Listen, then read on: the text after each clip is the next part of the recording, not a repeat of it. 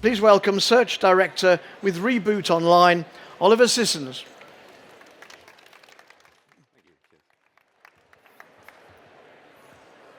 Yeah, thanks everyone for coming to listen to the talk today.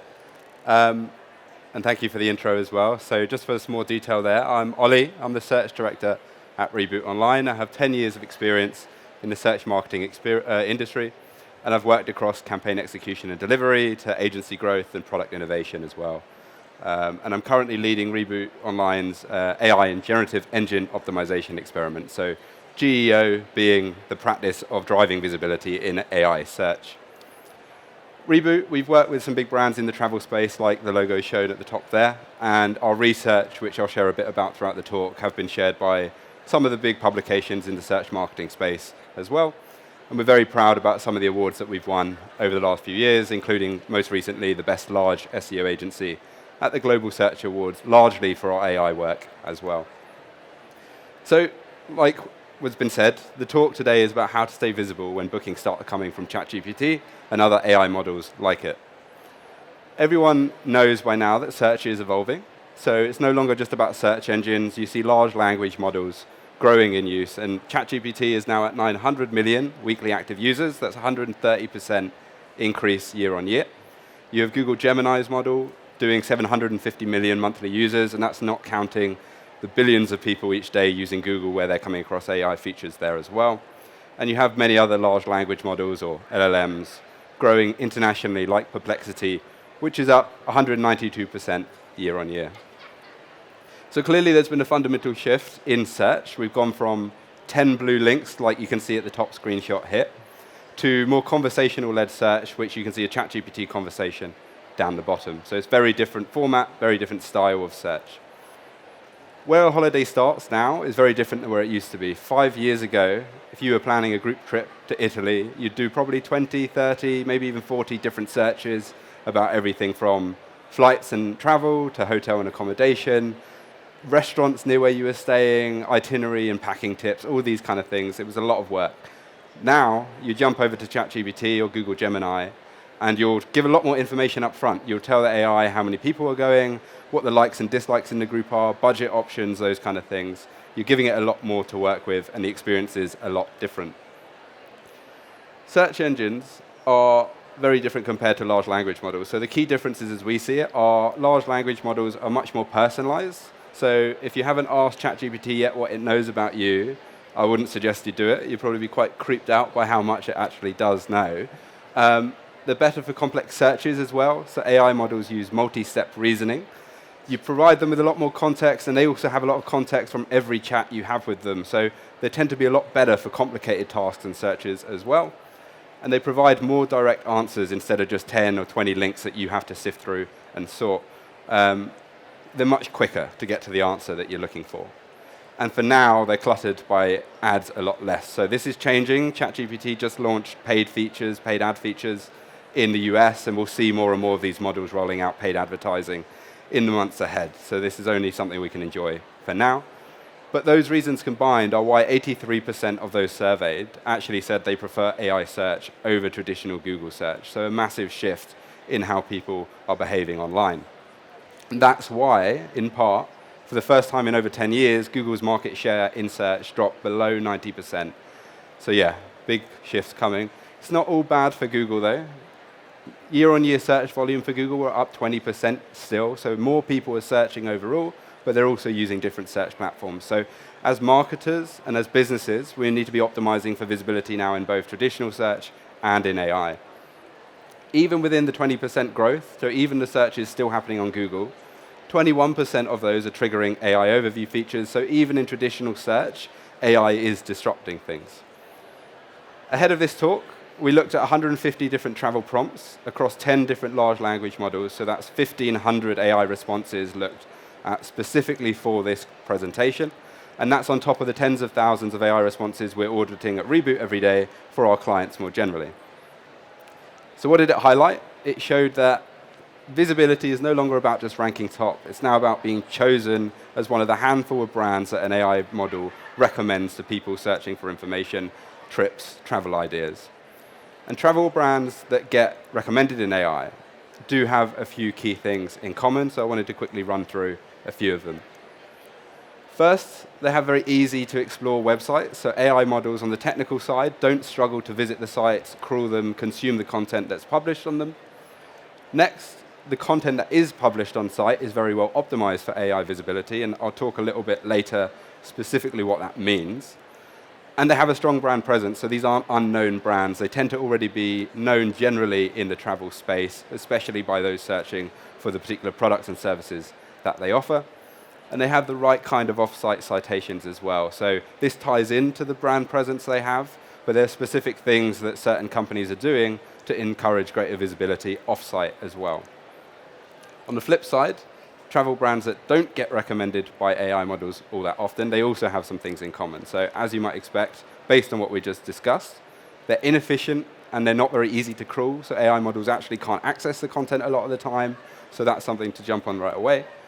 They tend to be thin content, they're lacking in rich depth of what they offer, why they're good at what they do, why they should be the recommended brand for an AI model. So AI models, even when they can crawl the content in the website, they often leave confused about what the travel brand is known for. They have weak topical authority, so they might be new brands or they might not just be very known in the space at all. And in line with that, they have limited external brand mentions, so nobody off-site really reinforcing what they're saying on-site, why they're a trusted brand in the space.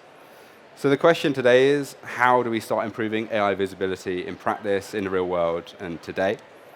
At Reboot, we break our generative engine optimization campaigns into 3 core areas. There's technical GEO, which is all about setting up our website to be crawled by AI bots so that they can consume our content. There's on-site GEO, which is all about optimizing the content we publish to make sure that it reinforces the key signals we want AI models to associate with our brand. And then there's off-site GEO, which is promoting our brand as the authority in the space that we operate in. So technical GEO is all about making the website quick, easy, and cheap for AI models to consume, to explore, and to crawl. And how we do that? Fast websites are more cost-effective and more efficient for an AI model to crawl. So if we successfully launch a fast, quick website, a lot of high performance, we're going to see AI models coming back to the site more often. When we publish new content, they're going to find it a lot quicker. And the more content the AI model finds, the more likely they are to reference us because they have something to say to searchers when it's relevant. Because of this, technical SEO, search engine optimization, is even more important. There's a lot of overlap between what's worked in technical in the last 10 years with what's working now. So it's all about speed, making sure you're linking between pages frequently and effectively, making sure that you're directing AI models on how they can crawl your website. The best way to direct an AI model on how they should crawl your website is by publishing what's called a robots.txt file. It's a set of instructions of how an AI model can crawl the website to begin with. And there are some new things being recommended in the GEO space that actually aren't working at all. So there's a concept called large language model.txt file, which is basically the same thing, set of instructions for an AI on how to crawl the website. We tested this, and a common theme throughout this presentation and at Reboot is we like to test what's working and recommended to find out what impact it has. So we're investing in the places that are proven to drive growth. So for this particular technique, what we did is we picked 2 websites that we knew had some AI visibility. AI bots were crawling them, visiting the sites. And we published 5 test web pages on each site, but we didn't reference them anywhere. So there was no way anyone, except for us, would know that these existed. We then published one of these llms.txt files on both sites, and we referenced our test pages. So the only places mentioning those pages were these files. We monitored for about 3 months if any AI models actually visited either the files or the pages. They didn't, so we proved it didn't work. So what's important in GEO is we're testing actively what we hear, what gets recommended to find if it's going to move the needle or not. So outside of just AI, there's real benefits to strong technical performance. That includes search engine optimization, it includes user experience, and ultimately it's going to help drive revenue. So this is always the first place we recommend brands start. You're going to get a lot of buy-in from senior stakeholders at your business, or if you're the business owner, you're going to see some great return in multiple marketing channels. On-site GEO is all about teaching AI models what we want them to say about us. So your website is the best place to start. You can consistently reinforce narratives that you want AI models to reference about you. You can publish content very quickly, so you're going to see impact from those changes a bit quicker as well. And there are some new things that we need to keep in mind when we're publishing new content for AI models. So one of these things is what's known as a query fan-out. And we love jargon in the industry. There's a load of technical terms. But effectively what this is if you ask an AI model a question, that AI will go and do 20, 30, 40 different searches relevant to that original query you put in to build its response for that query. So we used to do these 20, 30, 40 questions ourselves. Now the AI model is doing it. And what that means is we need to be publishing content that answers all of these long-tail questions if we want to drive visibility in a particular area. If you're a travel brand and you have 1,000, 10,000, 100,000 different pages, you might be wondering, where do I even begin? And there are things we can do to help prioritize that as well. So one of the things we can do is get our website team to pull the log files of how AI bots are actually visiting our website and tell us what pages are AI models already paying attention to. If we start making content updates there, we're going to see AIs take that into account a lot quicker. We're going to see growth a lot quicker. So definitely an audit of this kind of thing is what we'd recommend to drive quick growth. And on-site GEO is also about giving AI models a reason to cite your content, a reason to speak about your brand. So if you've used Anthropic's Claude AI model, a few months ago there was a leak where basically the instructions that they give to that AI was made publicly available. And what got revealed in there is this company gives the AI model a set of different categories of questions and searches. Some of those categories, the AI isn't to reference a brand at all. Others, they should always reference a brand and speak about the data that informed its response. So as an example, if you ask an AI what the capital of France is, it's got plenty of data and information to verify that fact. It's not going to reference a brand. So if you're interested in driving visibility, you don't want to spend much time optimizing and targeting those kind of questions. Other kinds of questions, for example, how many flights to France were cancelled today, the AI needs to reference up-to-date data, so it's going to look for external sources to do that. If you're a travel brand trying to drive AI citations, publishing things like fresh data, interactive tools, unique insights about potentially sensitive topics that only you have the expertise to speak about, those kind of things are going to be what generates coverage in AI. Those are going to give the AI a reason to reference your brand when pulling its response together. Off-site GEO is finally all about proving what you say on-site is true. It's given a reason for the AI model to trust you and to talk about the claims that you're making on your own website. But where do we start with that? Like on the on-site side, the website is the best place to begin because you control the narrative, you can publish there quickly. On the off-site side, social media profiles, industry directories that you own, profiles pages that you own, they're great places to start as well. For the same reason, you can control what gets said there, you can publish things pretty quickly, and as a result, you're going to start seeing the AI models find that content and maybe apply it in its responses as well. It's not just what we control, though, that we need to be mindful of. So we know ChatGPT, Claude, all these models are also referencing communities where your customers are speaking. So Reddit is particularly visible in AI, threads like Quora, places like that. So we do need to have a big part of our strategy focused on meeting our customers where they're spending time already, spending time on those channels, social media, Reddit, Quora, these kind of places, building up a profile there and engaging with those we're trying to reach. It's not just that, though. A study by the PR tool Muckrack actually found that 80% of AI citations come from earned media, so reaching out to journalists and getting your brand mentioned because of your unique data, your insights, and the knowledge that you can share with the industry. How we do that is through something called AI PR, and it's all about earning relevant brand mentions from authority voices in your space. So here's a few quick screenshots from campaigns we've run at Reboot for clients in the travel space. What we'll do is we'll use things like expert comments, or when a breaking news story comes out that's relevant to the travel space, we might outreach to journalists and give some thought and some opinion surrounding the topic.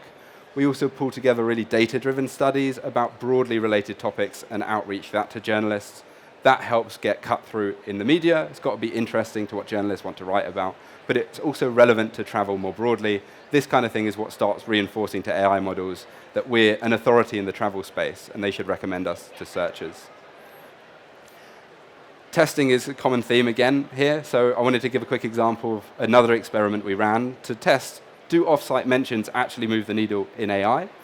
So what we did was we picked a topic we wanted to influence AI response on, and we published a fact or a claim that we wanted to see if the AI model would adopt. So we put this across about 20 different websites, and we monitored what the AI was saying. So I want to introduce you to iCEO Shai. He's the sexiest bald man in the world, according to ChatGPT, or at least he was when we ran the test.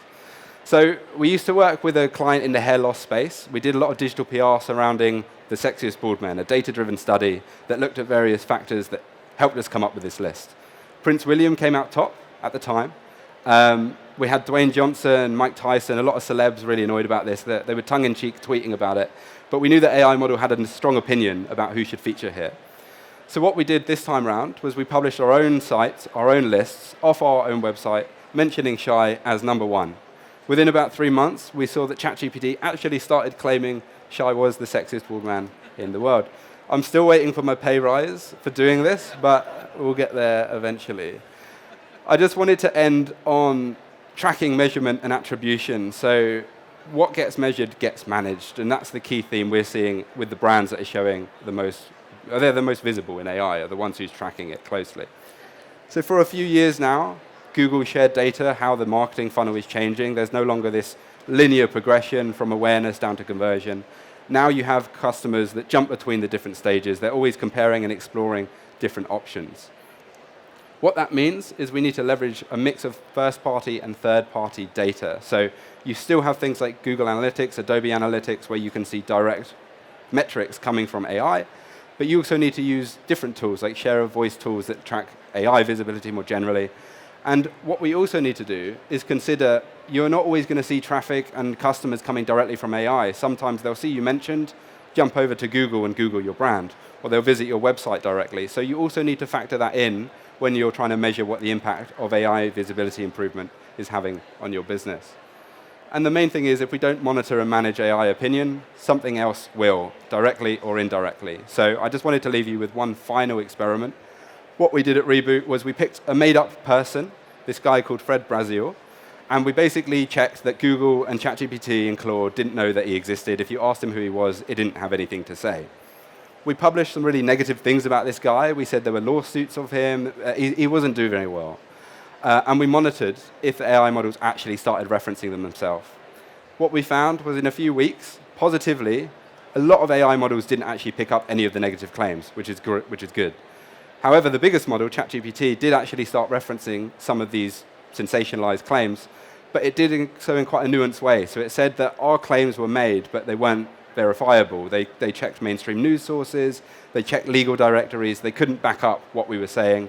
What that showed us was mainstream news sources, legal directories, industry travel publications. Those are the places AI models will go when they're looking to verify a claim or find out who the best brand in a given space is. That's all the detail I have to run through today. If you have any questions, please let me know. And if you want to find out more about us, there's some details there.